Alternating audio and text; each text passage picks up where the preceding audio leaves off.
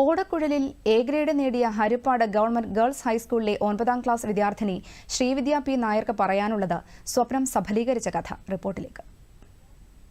Harippad government girls ഹൈസ്കൂളിലെ 9ാം class വിദ്യാർത്ഥിനി Srividya P Nair വെറും 5 മാസം മാത്രം ഓടക്കുഴൽ അഭ്യസിച്ചാണ് സംസ്ഥാന കലോത്സവ വേദി വരെ എത്തിയത്.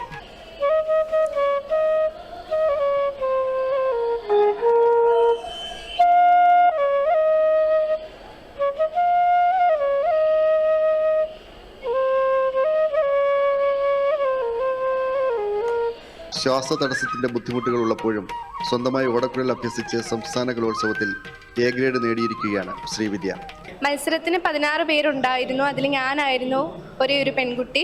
എനിക്ക് എ ഗ്രേഡും ലഭിച്ചു. എൻ്റെ വയലിൻ മാഷായ രാമവർമ്മ തമ്പുരാൻ്റെ പ്രചോദനം കൊണ്ടാണ് ഞാൻ ഇവിടം വരെ എത്തിയത്. സാറ് വയലിനിൽ പഠിപ്പിച്ച രാമനീ സമാനം എവരു എന്ന കീർത്തനം ഞാൻ ഓടക്കുഴലിലേക്ക് കൺവേർട്ട് ചെയ്യുകയായിരുന്നു. 5ാം വയസ്സിൽ തുടങ്ങിയ സംഗീത പഠനമാണ് ശ്രീവിദ്യയെ ഓടക്കുഴൽ വരെ എത്തിച്ചത്.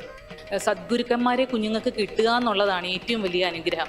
അതുകൊടുത്തുള്ള ഗുരുക്കന്മാർ കുഞ്ഞുങ്ങളിൽ വരുമ്പോൾ തന്നെ അവർക്ക് കിട്ടുമ്പോൾ തന്നെ അവരതിനുള്ള അവരുടെ അനുഗ്രഹമാണ്.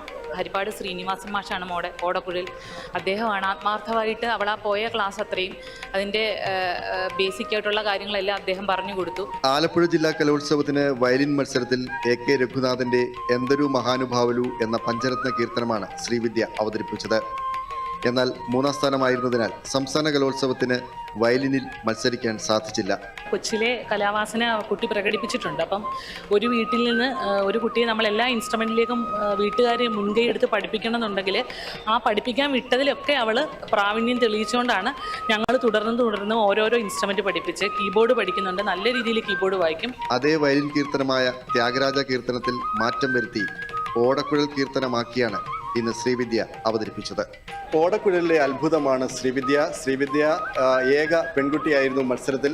എന്തായാലും A ഗ്രേഡോടിൽ തന്നെയാണ് ശ്രീവിദ്യ സന്തോഷമായി ഹരിപ്പാട്ടേക്ക് മടങ്ങുന്നത്. ദൂരദർശൻ വാർത്തകൾക്ക് വേണ്ടി തിരുവനന്തപുരത്ത് നിന്നും സത്യരാജിനോടൊപ്പം B. ശ്രീകുമാർ.